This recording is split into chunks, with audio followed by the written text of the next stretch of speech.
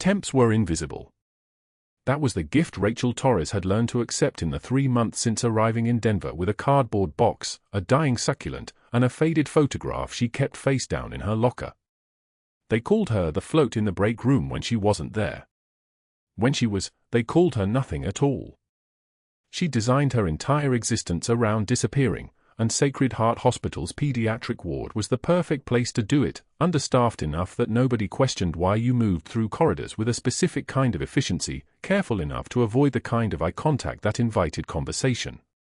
The temp nurse badge clipped crooked to her faded blue scrubs had cost her nothing but a morning of paperwork. It had cost her everything else.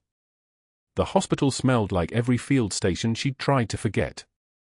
Antiseptic over something metallic. Fluorescent lights that hummed the same frequency as the generator at Forward Operating Base Shank in Loga Province, 2004. Rachel didn't let herself make those connections anymore. That was the rule. No names. No stories. No details about the woman who'd walked into an IED blast at 23 years old and walked out of the military 11 years later with 2 silver stars, 4 bronze stars, and 3 purple hearts she kept in a plastic bag under her mattress like evidence of a crime. Sacred Heart was step 4 in her invisible life. Denver was far enough from San Diego, Seattle, and DC that nobody would ask questions. Far enough from the ocean that she could almost sleep through the night. She favored her left leg as she moved through pediatrics that Tuesday morning in October, restocking the supply cart with 4x4 gauze and saline flushes, her movements economical and precise. The limp was barely noticeable unless you watched for it, unless you'd been trained to spot the way a person compensates for shrapnel still embedded in bone that the VA surgeon said was safer to leave alone. The hospital staff didn't watch. That was the point. A temp didn't warrant observation. A temp was a body in scrubs, a set of hands, a name nobody remembered on Friday. She'd been here long enough to understand the rhythm of Sacred Heart's pediatric unit, emergencies at shift change, quiet hours between 2 and 4 a.m., the way Dr. Sterling moved through patient rooms like a man who owned them, his white coat somehow whiter than everyone else's, his voice carrying the precise pitch of someone who'd never been interrupted. The child arrived at 8:11 a.m. on a Tuesday. Rachel was checking the 4 pump on room 306 when she heard the commotion at the nursing station, the particular urgency of a parent's voice that carried undertones of having traveled 3 states, of having sat in waiting rooms, of having heard the word anxiety so many times it had started to sound like an accusation. She didn't look up. Wasn't her patient. Wasn't her floor assignment. But her hands registered the change in air pressure when a man in a perfectly pressed marine dress uniform walked past pulling a rolling suitcase, his bearing the kind you couldn't fake or teach, the kind that came from 20 years of command authority. She knew that posture the way she knew her own heartbeat. She'd worn that same posture once, back when she had a name people used. 8-year-old Lily Watkins was assigned to room 304. Rachel learned this from the census board the way she learned everything, peripherally, without appearing to search for it. The admission note was already printed. Progressive alopecia. Hair loss accelerating over 3 months. Workup completed at Johns Hopkins, Mayo Clinic, Seattle Children's, and 4 other major hospitals. Refer to Sacred Heart's Pediatric Neurology Department. That detail caught neurology, not dermatology. Hair loss that required neurology was hair loss that meant something else was hiding underneath. She was at the supply cart when she first saw Lily Watkins clearly. The girl was being escorted to her room by a nursing assistant, small enough that she looked lost in the wheelchair they'd put her in even though she was walking fine. Dark eyes that kept scanning the hallway with the alertness of someone who'd learned to watch for threats, which was strange because children that age shouldn't have threat assessment protocols running in their heads. She wore a purple knit hat pulled low, and her hands trembled visibly against the wheelchair armrests. Not the trembling of cold or fear. The trembling of neurological dysregulation. Rachel's medic brain catalogued it before she could stop herself, fine tremor at 4 to 5 hertz, suggesting cerebellar involvement. The girl's pupils, visible in profile, didn't quite track the movement of a nurse walking past. They drifted slightly to the left, then corrected, then drifted again. Nystagmus. Involuntary eye drift that most people would miss entirely. 10 doctors had missed it. Rachel turned back to her supply cart and continued restocking. That was the job. Stock supplies. Chart vitals when assigned. Answer call lights. Disappear. The girl's trembling hands and misaligned pupils were not her problem. The fact that she could already see the pattern of what was wrong with Lily Watkins, could feel the weight of it sitting in her chest the way it had in Tikrit when she'd pulled a boy from a collapsed building and diagnosed compartment syndrome from the angle of his swollen leg alone, was not relevant to her existence as a temp nurse in Denver. But her hands were already moving. Not consciously. Just reflex. Combat medics learn to move toward problems. That was the first thing they taught you at 68W School at Fort Sam Houston. That was the last thing they asked you to unlearn when you left the military with a separation package and a therapist's business card and instructions to avoid triggers. Rachel found herself at the patient supply cart, pulling the neurological assessment forms that hadn't been used in the pediatric unit for 2 years. They were kept in the back, behind the charting station, because the residents ordered panel blood work instead of clinical observation. Nobody had time for observation anymore. Observation didn't generate billing codes. She didn't assign herself to Lily Watkins' room. She was still a temp. Still invisible. But she was working pediatrics that morning, and when one of the assigned nurses got pulled to cover a critical patient in the PICU, there was an opening. Rachel volunteered for room 304 before anyone else could claim it. Nobody questioned it. Temps were supposed to fill gaps. Lily's father, Commander Watkins, was sitting by the window when Rachel entered the room. He had the hyper-alert posture of someone running on 3 days of sleep and military-grade discipline keeping him upright. 48 years old, maybe, with a kind of stillness in his shoulders that came from command experience. 20 years in the Marine Corps, Rachel guessed. Possibly JSOC. His eyes traced to her badge, noted temp, and then looked back out the window. He'd stopped hoping for new information 3 hospitals ago. She could see that in the set of his jaw. "I'm Rachel," she said, keeping her voice at the right pitch, professional, deferential, temporary. "I'll be helping with your daughter's care this morning." "Where's the attending?" Watkins asked without turning from the window. "Dr. Sterling will be by on rounds." She moved to Lily's side of the bed. "Hi, Lily. Can I just check your vitals real quick?" The girl nodded, and Rachel noted immediately, good eye contact, responsive, alert. No signs of acute distress. She took vitals with practiced efficiency, blood pressure 98/62, heart rate 89, temperature 98.1, O2 sat 98%. All normal. All completely normal, which was the problem. Nothing was acutely wrong, which meant whatever was happening to Lily Watkins was happening at the cellular level, in the spaces between neurons, in the kind of slow cascade that 10 specialists had somehow missed. Rachel set down the blood pressure cuff and did something she wasn't supposed to do as a temp. Something that wasn't in her job description. She pulled out a penlight from her pocket, her own penlight, not the hospital's, marked with initials that had been worn almost invisible, and said, "Lily, I'm just going to check your eyes for a second. Follow my light with your eyes, okay?" The girl followed. Her eyes tracked smoothly to the right, then back. Then left. But not smoothly. There was that drift again. That involuntary nystagmus, present on lateral gaze, most pronounced to the left. Rachel's chest tightened. She checked for other signs, had Lily hold out her arms and close her eyes, watching for pronation drift. No obvious weakness. She asked Lily to touch her nose, then Rachel's finger, repeatedly. The girl's movements were smooth but slow. Intention tremor. Dysmetria. Classic cerebellar signs. "Can you touch your toes for me?" Rachel asked. Lily bent forward, and her trembling hands nearly buckled halfway there. She caught herself, but the movement pattern was clear: discoordination, balance difficulty, muscle tremor. All of it screaming cerebellar pathology. All of it missed by 10 doctors who'd probably stopped watching the patient and started looking at the blood work instead.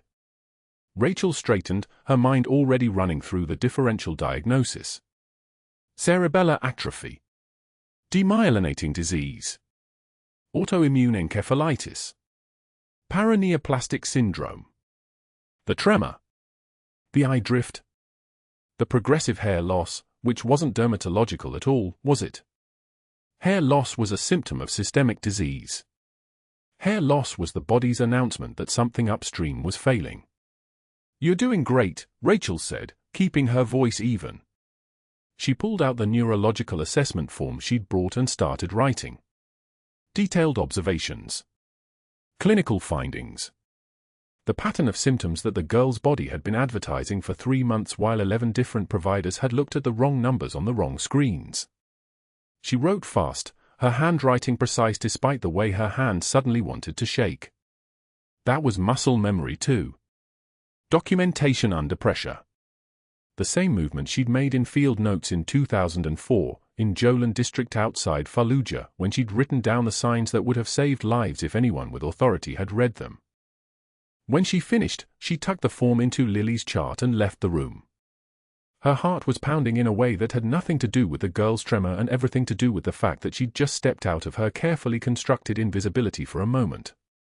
She'd moved like the person she used to be.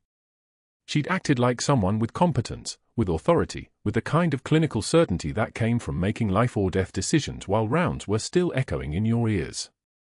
From his office overlooking the pediatric unit, Dr. Sterling was reviewing the monthly diagnostic lab billing arrangement, the partnership that had generated $347,000 in additional revenue this quarter alone through redundant imaging studies and unnecessary panels. The system was elegant. Pediatric patients came in with vague symptoms. He ordered expensive comprehensive workups before even examining them properly. The diagnostic lab generated revenue, and Sacred Heart took a 30% administrative fee. Nobody questioned it because the orders came from him, and he was chief of pediatrics. Authority was its own validation. But then he glanced down at the census sheet and saw a name flagged for neurological assessment: Lily Watkins, 8 years old, transferred from 3 different major hospitals. Then he looked at the nurse's chart and saw that a temp had already added detailed neurological observations. Careful observations. The kind that might lead to actual clinical assessment instead of the diagnostic panel he'd already pre-ordered. He made a note. Marked it mentally. Temps were supposed to stock supplies and answer call lights. Temps weren't supposed to think.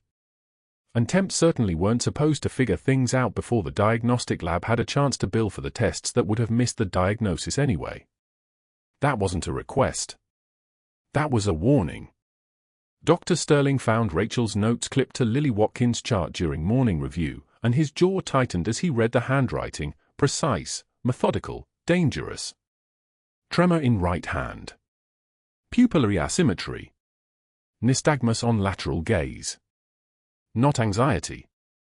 Not psychosomatic. The observations were clinical and specific, the kind of documentation that made careless diagnoses impossible to defend. Rachel had written them in the margins of the neurological assessment section, observations that contradicted the anxiety diagnosis his billing partner at ClearPath Diagnostics had already charged $18,000 to confirm across 3 separate unnecessary panels. Sterling's hands curled. This temporary nurse, this invisible woman pushing a med cart, had just created a paper trail that could unravel months of sustainable revenue. He memorized the pattern of her notation. Her clinical eye. The way she documented pupil size in millimeters instead of descriptors, the way she'd noted the exact timing and frequency of the tremor. This wasn't guesswork. This was someone trained to observe what others missed, and that made her a liability he needed to neutralize before rounds ended. Sterling pulled up Rachel's personnel file on his computer. Temp agency. No permanent credential. No hospital privileges. No advocacy network. Perfect leverage. The afternoon rounds began at 2 o'clock, and Sterling waited until he reached Lily's room with the attending physicians trailing behind him like remoras following a shark. Commander Watkins sat in the corner chair, his Marine uniform still sharp despite the stress etched around his eyes, and he looked up when Sterling entered. Rachel was adjusting Lily's for pump, her movements efficient and quiet, and she glanced at Sterling with the neutral expression she wore like body armor. She had no idea what was coming. "Commander Watkins," Sterling announced, positioning himself between Rachel and the bed with the practiced ease of a man used to controlling rooms, "I need to address something about our temporary nursing staff." He turned to Rachel slowly, his smile surgical and precise. "Miss Torres, I'm sorry, do you have actual medical training, or did you get your degree from WEBMD?" The attending physicians chuckled on cue, the sound like hyenas at a kill.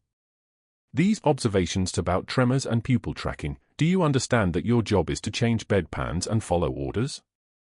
Temps who play detective get people killed. I've seen it happen. Dangerous assumptions. Misdiagnoses when experienced physicians are second-guessed by staff who don't understand the complexity of pediatric cases." Rachel took one measured breath. She didn't flinch. Didn't look away. The heat rose to her cheeks, not from embarrassment but from the effort of restraint, the way a dam holds back a reservoir, and for a moment her eyes found Commander Watkins, who looked away uncomfortably, unable to meet her gaze. One tear escaped and tracked down her cheek, and she wiped it with the back of her gloved hand without breaking eye contact with Sterling. "I've seen what happens when people ignore the small signs, Doctor, have you?" The words fell into the room like a dropped tray.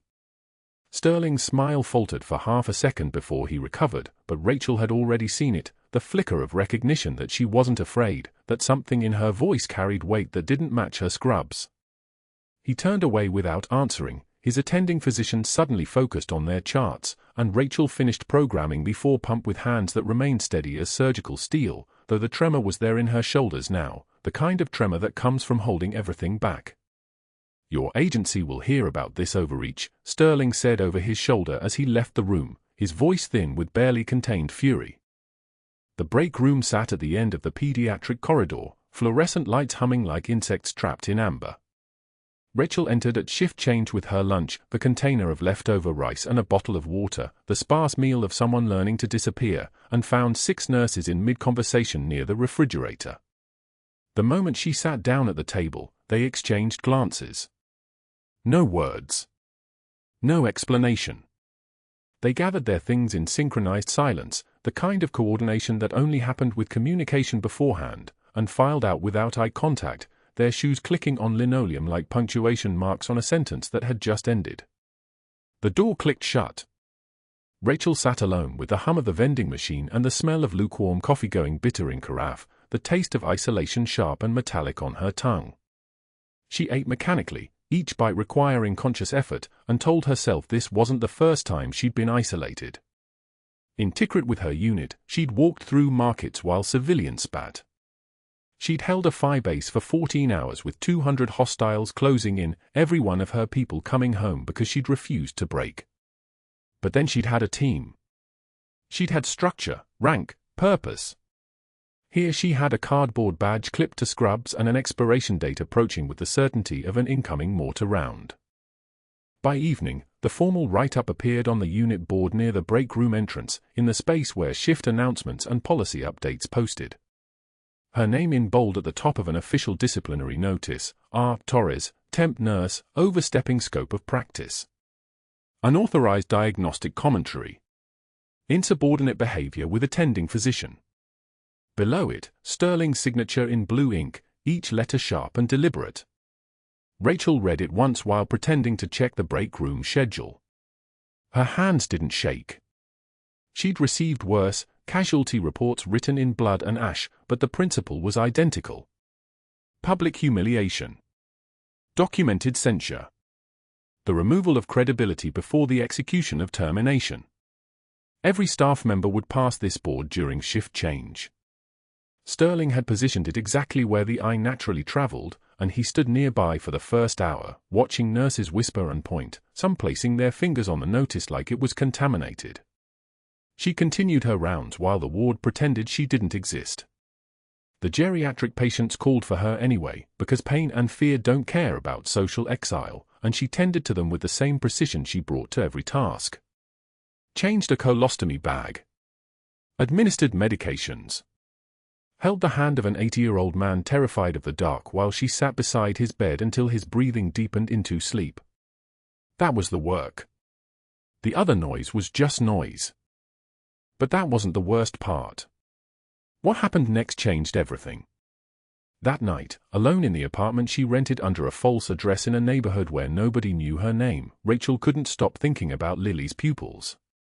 The specific pattern of the tremor, not the coarse tremor of anxiety but the fine tremor of something neurological, something that made her think of Tikrit again, of a child she'd pulled from a collapsed building whose symptoms had matched this exact constellation: tremor, pupillary changes, eye drift. That child had been positive for tick-borne encephalitis, West Nile virus variant, a diagnosis that required specific serology, not standard pediatric panels. Rachel pulled up the hospital records on her personal laptop, her fingers moving through the system she still had access to for another 48 hours, and cross-referenced the 10 different doctors' evaluations spanning 3 states. Pediatric neurologist in Boston. Endocrinologist in Chicago. Immunologist in Phoenix. Rheumatologist in Kansas City. Every specialist had ordered tests from the same diagnostic laboratory, ClearPath Diagnostics, despite wildly different suspected diagnoses that should have triggered different testing protocols. The billing code showed a pattern that made her breath catch. Each physician had ordered the maximum insurance-covered panels, all processing through ClearPath, all returning borderline abnormal results that justified more testing but never definitive answers. The kind of results that kept patients cycling through specialists indefinitely, each new test feeding the next, money flowing like a river with no delta. Dr. Sterling's name appeared as consulting physician on 8 of the 10 cases, billing $1,200 per consultation. Rachel pulled his calendar. He'd never actually met any of these children. The consultations were paper-only, signatures on forms, a completely fabricated trail of expertise that justified the lab partner's expensive testing panels. She photographed each screen on her phone, the images shaky as her hands recognized the pattern: a sustainable bleed, commanders called it in combat. Fraud designed to continue indefinitely by never quite solving the problem, keeping the patient in diagnostic limbo so the revenue stream never dried up. The fluorescent lights of her apartment kitchen buzzed as she worked, and outside, Denver rain began to hammer the windows like someone demanding entry. She didn't notice. Her training had activated threat assessment, intelligence gathering, documentation. She was building a case the way she'd built a defense of Phi Base Salerno, with precision and evidence and the absolute certainty that she was right. What she didn't know was that Sterling had seen her scream from the hallway that evening, the glow of billing records illuminating her face like a confession. He'd watched for exactly 7 seconds, then walked away to make his calls. The first call went to the hospital board chairman at home, invoking a favor from a malpractice case Sterling had helped bury 2 years prior. The second call reached Rachel's temp agency manager, citing concerning behavioral patterns and suggestions of fabricated family complaints about nursing care. The third call connected to a private investigator named Martin Cross who specialized in discrediting whistleblowers, developing narratives that made them sound unstable, unreliable, attention-seeking. Sterling was very, very good at this part. By morning, Rachel's personnel file had been flagged. An HR investigator was scheduled to arrive within 48 hours. And the reassignment order appeared on her locker in Sterling's handwriting: immediate transfer. Pediatrics overstaffed. Geriatric ward, effective immediately. But Lily's condition was deteriorating. Her tremors were worsening. And Rachel had exactly 48 hours before she'd lose access to Lily's case entirely. That night, Rachel lay in her apartment above the laundromat on Colfax Avenue, ceiling fan casting shadows across the walls like the rotor wash of a Blackhawk she hadn't heard in 7 years. Her eyes wouldn't close. Lily's pupils kept flickering behind her eyelids, that specific rightward drift, the pupil dilation lag on the left side, the tremor pattern that had nothing to do with anxiety and everything to do with demyelination attacking the optic nerve pathways and the brainstem itself. She'd seen this before. Not in a pediatric hospital in Denver. In a collapsed building in Tikrit, 2009, where an 8-year-old boy pulled from the rubble exhibited the same neurological signature before they medevaced him to a surgical hospital in Baghdad. That boy had survived. Lily might not. Rachel sat up at 2 in the morning, pulled her laptop open, and began cross-referencing symptom clusters with the methodical precision of someone who'd once read medical intelligence briefings before dawn raids. Neuromyelitis optica spectrum disorder. Paraneoplastic autoimmune encephalitis. Anti-NMDA receptor encephalitis. The progressive nature of Lily's symptoms, the hair loss preceding the neurological signs, the tremors now advancing day by day, the pupillary dysfunction, fit a pattern that screamed rare autoimmune attack on the central nervous system. The kind of condition that killed children within weeks if missed, but responded dramatically to immunosuppressive therapy if caught early. The kind of condition that required specific antibody panels and cerebrospinal fluid analysis to diagnose. The kind of condition that ClearPath Diagnostics had zero financial incentive to find, because finding it meant ending Dr. Sterling's arrangement and losing months of unnecessary testing revenue. By dawn, Rachel had filled 17 pages with clinical notes, cross-reference citations, and a diagnostic algorithm that pointed toward one terrifying conclusion: Lily Watkins had perhaps 72 hours before the demyelination process became irreversible. Rachel printed nothing. She saved nothing to hospital servers. She committed every detail to memory, muscle memory, the same way she'd memorized weapon systems and explosive ordnance diagrams and the precise anatomy of human vulnerability. Then she showered, pulled on her scrubs, clipped her badge to her collar, and drove back to Sacred Heart Hospital as the sun rose over the Front Range like a warning. The pediatric ward was quiet at 5:50 in the morning. Most nurses hadn't arrived yet. The night shift staff knew Rachel by sight now, knew she was the temp everyone whispered about, the one Dr. Sterling had made an example of. Nobody stopped her as she moved through the hallway with the casual authority of someone who belonged exactly where she was walking. Pain was information. Resistance was data. She reached Lily's room at 5:58 and found Commander James Watkins slumped in the vinyl chair beside his daughter's bed, his marine dress uniform hanging on a hanger behind the door, his face carved from exhaustion and the specific helplessness that comes from being trained to fight enemies you can see and facing something invisible that medicine couldn't name. Lily was trembling. Not the subtle hand tremors from 2 days ago. Her entire left side now moved in rhythmic, involuntary contractions, her fingers curling and uncurling against the pale hospital sheets. Sweat darkened her hairline. 3 new bald patches had appeared on her scalp, the hair coming away in clumps against the white pillowcase. Her eyes tracked Rachel's entry, partially. The rightward drift was more pronounced now.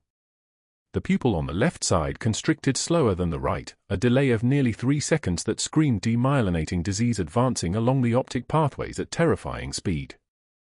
"She's gotten worse," Commander Watkins whispered. His voice sounded like a man who'd survived 3 deployments and would not survive losing his daughter. "The doctors say it's just stress. That children sometimes develop somatic symptoms from anxiety. But I've seen combat injuries. I've seen trauma responses. This isn't stress. This is something attacking her from inside." Rachel moved to Lily's bedside without responding, without the deferential nod she'd perfected over 3 weeks of invisibility. She took the child's left hand and performed a systematic neurological exam, testing grip strength, checking for fasciculations under the skin, mapping out the exact distribution of weakness from shoulder to fingertips. Lily's arm hung heavy, the motor response delayed by 2 to 3 seconds, her face contorting with effort as she tried to squeeze Rachel's fingers. The weakness was regional, segmental, following neural pathways rather than muscular ones. Demyelination. Specifically, a central nervous system demyelinating process attacking the motor and sensory pathways simultaneously. "She's been like this since 4 in the morning," Watkins continued, his words coming faster now, the voice of a commander briefing someone who might actually listen. "Dr. Sterling said we should increase her anti-anxiety medication. Said the tremors would respond to it even. But she was stable last night. She was talking, joking about the food. Then she fell asleep, and when she woke up, her whole side was shaking." Rachel's hands moved through the examination with surgical precision, checking Babinski sign, testing vibratory sensation, noting the exact progression of symptoms across a timeline that told a story of escalating neurological compromise. Muscle memory took over. her training screamed forward with the clarity of 17 years and 5,000 hours of emergency response. This child was hours away from respiratory involvement if the demyelination progressed to the spinal pathways. Lily needed a spinal tap, cerebrospinal fluid analysis, antibody titers, immunosuppressive therapy started before the weekend. Lily needed everything Dr. Sterling's billing fraud arrangement required her never to receive. The door opened at 6:23. Dr. Sterling entered with the kind of smile that predators wear when they know they've already won. He wore his stethoscope like a weapon across his shoulders. Behind him, 2 security guards stood in the doorway with the neutral expressions of men being paid to enforce someone else's will. Sterling's eyes found Rachel beside Lily's bed and his smile sharpened into something glacial and triumphant. "Security," he called out, his voice carrying the false sympathy of a man who'd just handed them their marching orders. "We have a terminated employee refusing to leave hospital premises. Please escort Miss Torres from the pediatric unit." Commander Watkins stood up, confusion crossing his face. "What are you talking about?" "She's examining my daughter." "Sir," Sterling interrupted, his tone shifting to practiced compassion, "I need to be direct with you. This woman was transferred off the pediatric ward yesterday due to concerning behavioral patterns. She's now in violation of her employment termination and hospital policy by being in this unit at all." He held up a sheaf of papers, fabricated nursing notes in Sterling's handwriting documenting Rachel as excessively focused on the Watkins case and resistant to clinical supervision. The words were precise enough to sound real, poisoned enough to sound damning.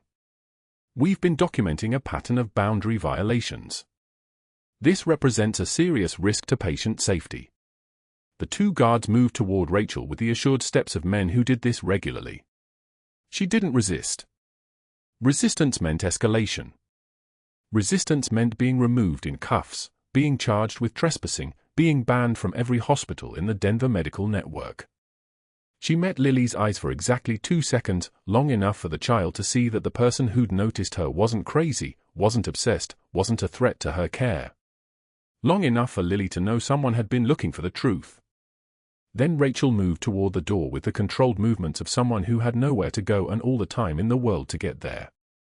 In the hallway, with the guards flanking her like ornamental bookends, Dr. Sterling's voice carried after her with the confidence of a man who'd already silenced his opponent. "Your termination paperwork has been processed. HR investigator Martin Cross arrives at 8 o'clock tomorrow morning. He'll ensure you never work in healthcare again in this state." Sterling smiled, and Rachel could taste the rust-copper flavor of restraint on her tongue. "Temps who threaten patient safety don't get second chances, Miss Torres. They get erasure." The guards walked her to the parking garage, watched her reach her car, and radioed confirmation that she'd left the building. Rachel sat in the driver's seat of her 2007 Civic with the windows up and the doors locked, her hand steady on the steering wheel, her pulse a normal 72. She could see Lily's room from her parking space, 4th floor, 3rd window from the left. She could see the monitor displaying the child's heart rate climbing with the stress of tremors. She could see Sterling's silhouette passing the window, his hand reaching for something on the bedside table. A text arrived on her hospital phone: "Your access credentials have been revoked effective immediately. Do not return to Sacred Heart Hospital. Violation of this directive may result in criminal trespass charges." Rachel deleted it. Then she started the car and drove toward the rain that was beginning to fall across Denver like artillery, like the night sky over Fallujah when the world was younger and she still believed that saving lives meant something to people who understood what that cost. The rain had turned the parking lot into a mirror, reflecting the lights of Sacred Heart Hospital in fragments as Rachel drove back toward the pediatric ward. She wasn't supposed to be there. The termination letter had been specific: do not return to the facility. Do not attempt to access patient records. Do not contact staff. But Lily was still there, and morning rounds were in 20 minutes, and Rachel had spent the night in her apartment running antibody panels on her personal equipment, results that made her hands move without permission toward her keys. She parked in the structure and took the back stairwell, her shoes silent on concrete. The badge clipped to her scrubs was worthless now, but muscle memory didn't care, badging in at locked doors, moving through corridors like she belonged because for a few more hours, she was going to pretend she did.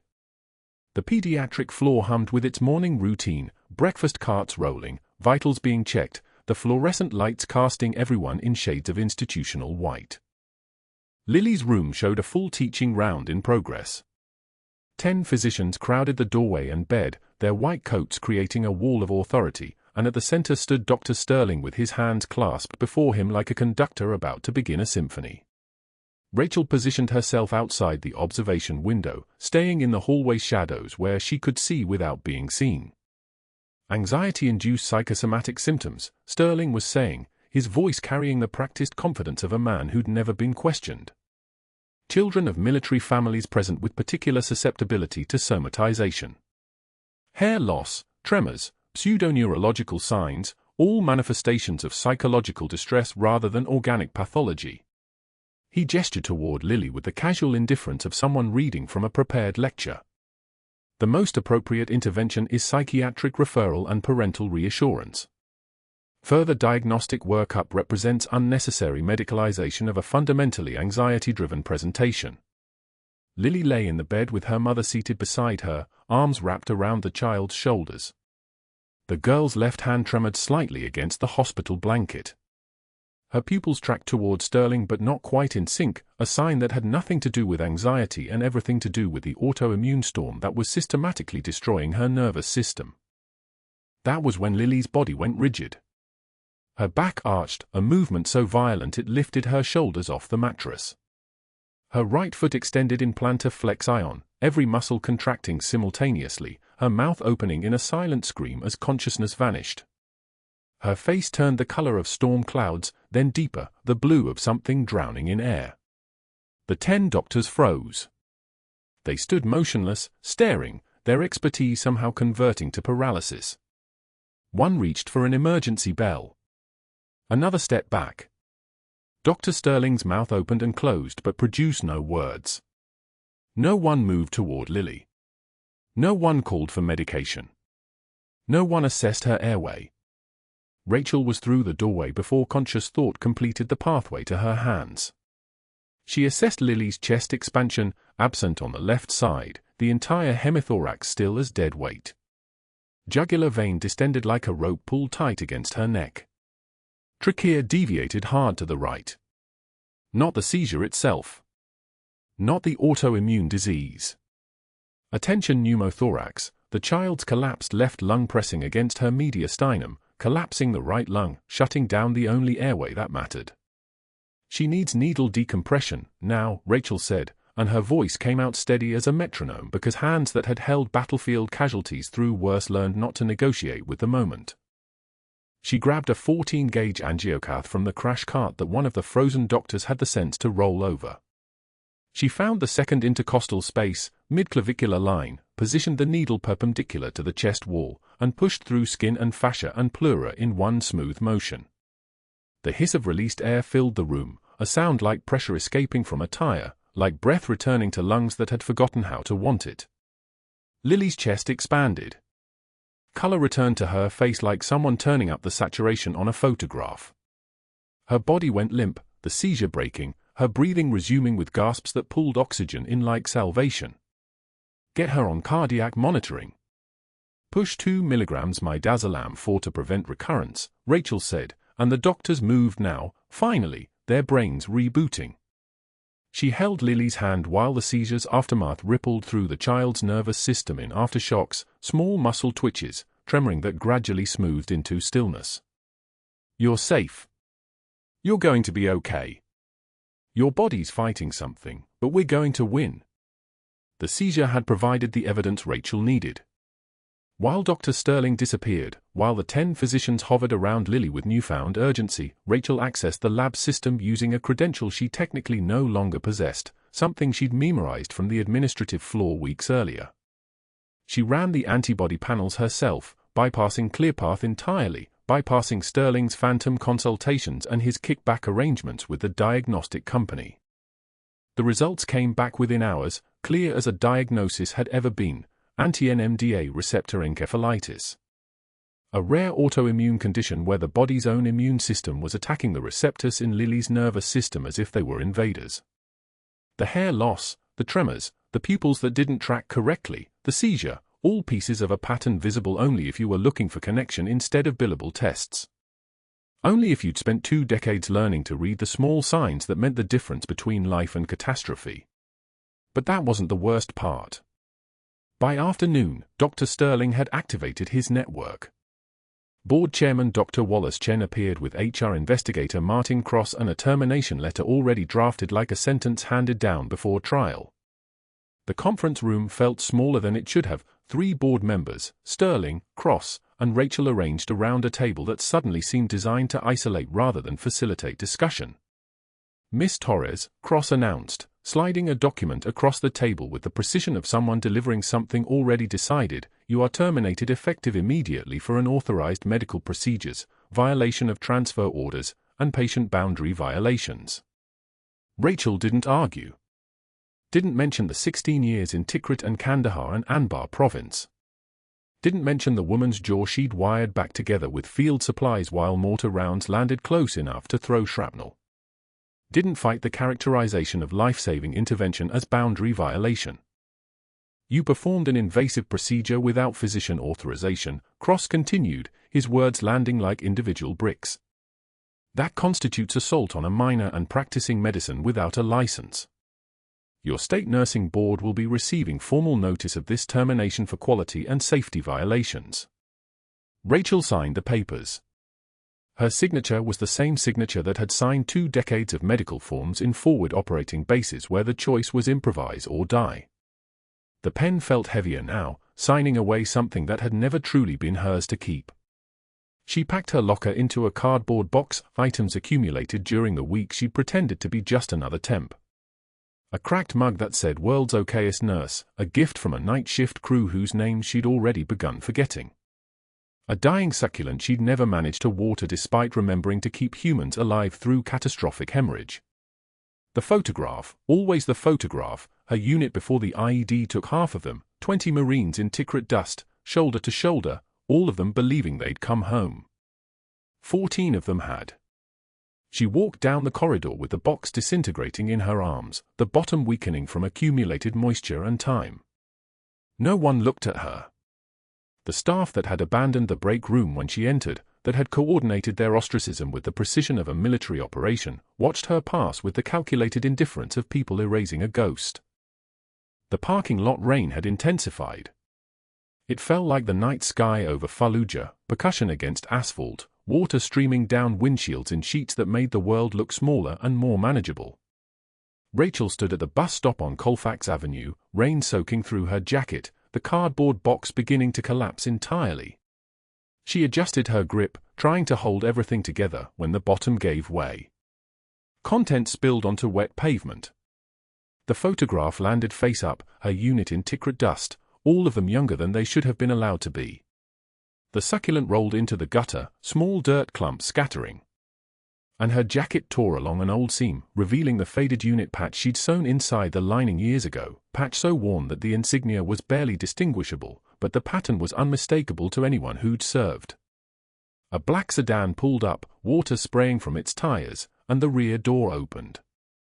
Commander James Watkins stepped out, and his eyes fixed immediately on that patch. He moved closer, staring at the faded embroidery, then his hand went to the scar on his neck, a distinctive colloid from a compound fracture, the kind of injury that either killed you at age 8 or marked you forever. His face went white, not the pale of shock but the white of recognition washing over him like returning tides. "Senior Chief." His voice cracked like it was breaking all over again, the way it had in Tikrit when she told him he was going to survive. "Senior Chief Torres." Rachel's hands trembled for the first time in decades. Not fear. Not grief. The tremor came from something deeper, the moment when a phantom life collided with the identity you'd spent years erasing. The 8-year-old boy she'd pulled from a collapsed building, whose neck she'd stabilized with bandages torn from her own uniform, whose hand she'd held until the evacuation helicopter arrived, now stood before her as the Marine commander whose daughter she'd just saved twice. Watkins pulled out his phone with hands that shook. He pulled up something on the screen and began reading aloud, his voice carrying across the parking lot. Rachel Maria Torres, Senior Chief Petty Officer, Navy Medical Corps. Hospital staff began gathering under the ambulance bay overhang, drawn by the commotion, phones emerging like instinct. 2 silver stars for Valor under fire. He paused. Breathed. Continued. For bronze stars with V device. 3 purple hearts. His voice broke entirely. And the Navy Cross for holding Phi Base Reaper for 14 hours against 200 hostiles and bringing every one of your people home. The rear door of the sedan opened wider, and a man emerged in civilian clothes but with the bearing that screamed special operations, shoulders set like he could carry the weight of gravity itself. Captain Ross Delaney, SEAL Team 7, his voice carried across the parking lot, across the gathered staff, carrying the authority of someone who'd served under command. This woman was my commanding medical officer in 3 theaters. She performed a field amputation under mortar fire to save my swim buddy's life. She held a sucking chest wound closed with her bare hands for 40 minutes during a vehicle extraction.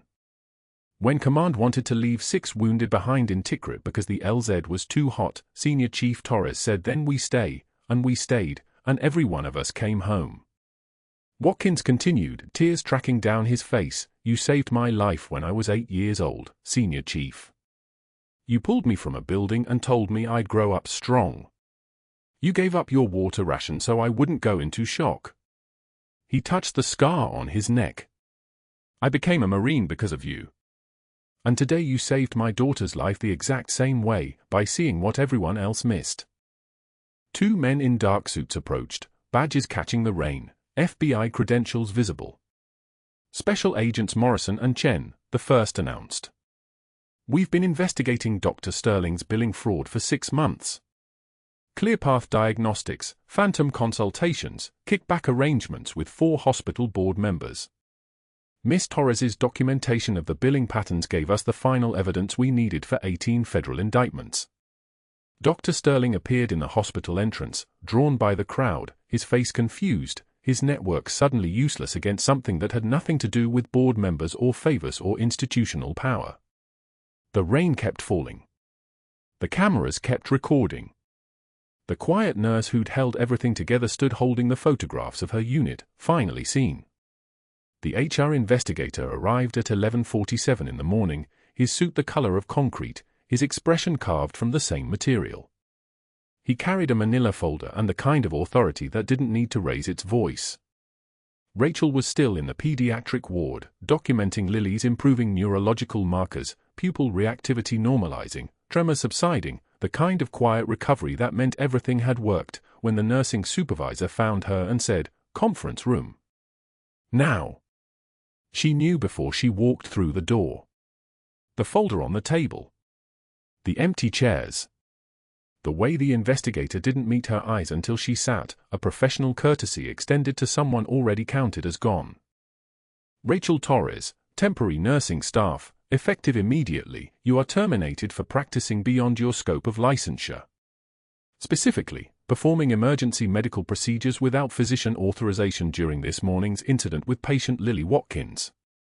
Our legal team has determined this constitutes grounds for immediate dismissal regardless of clinical outcome. He slid a single page across the table. 1 paragraph. Her name.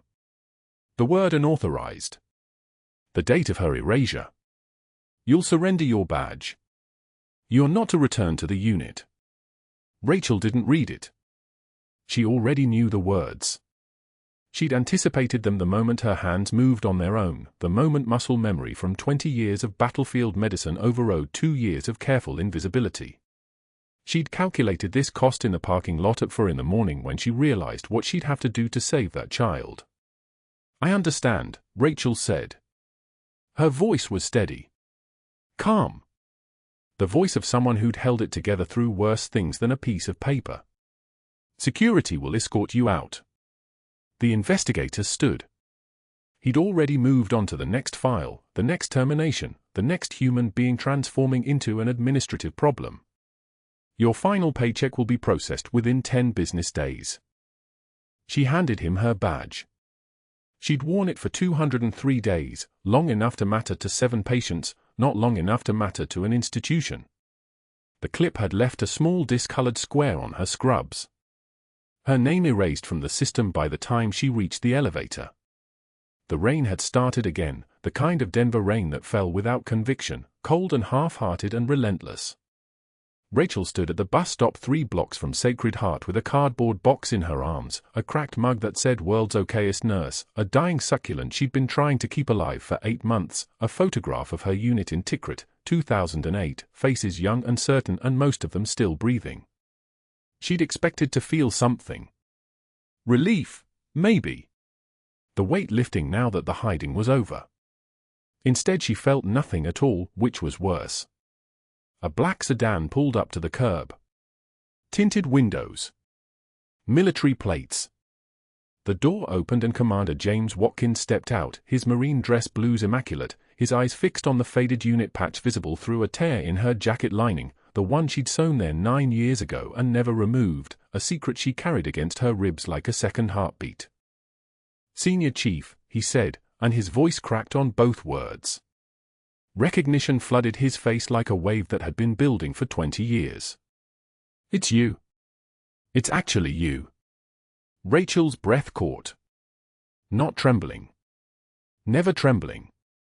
But something inside her recognition locked like a safety engaged, like the part of her that had learned to disappear was suddenly visible in harsh daylight.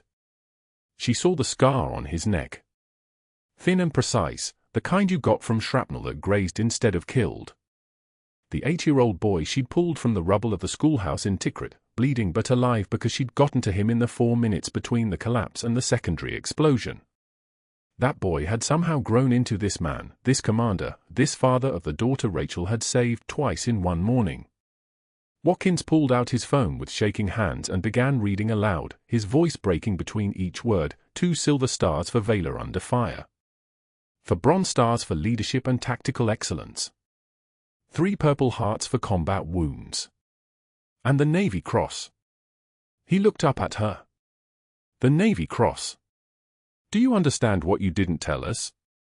What you didn't tell anyone?" The rotor wash shook the parking lot before the sedan's companion vehicle materialized from the rain, a Black Hawk helicopter descending toward the hospital's roof, its presence transforming the air itself, compressing it, making everything smaller and more precise. A man emerged from the sedan's back seat, tall enough that the world seemed to reorganize around his height, and his voice carried across the parking lot like artillery. This woman held Phi Base Viper for 14 hours against 237 confirmed hostiles. She called in airstrikes on her own position when the perimeter fell. She brought every single one of her people home. The hospital staff who'd abandoned her in the break room now clustered in the ER entrance, watching. News vans arrived. Cameras. The rain caught the light like diamonds falling in slow motion. And then the FBI arrived, 2 agents in dark suits, moving with the efficiency of people who'd been waiting for exactly this moment, this convergence of evidence and witnesses and the final piece they'd needed for 6 months. They approached Dr. Sterling as he emerged from the hospital, his face already chalk-white because he understood, finally, what Rachel's careful documentation had cost him. "Dr. Marcus Sterling, you're under federal investigation for systematic healthcare fraud, conspiracy, racketeering, and conspiracy to commit wire fraud. 18 months of billing records, 847 fraudulent patient cases, 4.2 million in fraudulent claims." The agent didn't raise his voice. Didn't need to. "Your co-conspirators at ClearPath Diagnostics have already surrendered. Your emails are in evidence. We've been waiting for one final piece of documentation, patient care records from an attending physician that contradicted your diagnostic protocols. Those records were provided this morning by this nurse." Dr. Sterling looked at Rachel. His eyes held the specific desperation of a man watching his entire architecture collapse. She didn't look away. She didn't flinch. She simply held his gaze with the kind of calm that comes from having already survived the worst this world could offer. A Marine Corps general descended from the helicopter still rotating overhead, his dress blues pressed so sharply they could cut glass, and he walked directly to Sterling with the kind of authority that made grown men smaller just by proximity. Your contract with Sacred Heart Hospital is terminated, effective immediately. Your medical license is under review by the Colorado Medical Board. Your cooperation with federal investigators is now mandatory, not optional.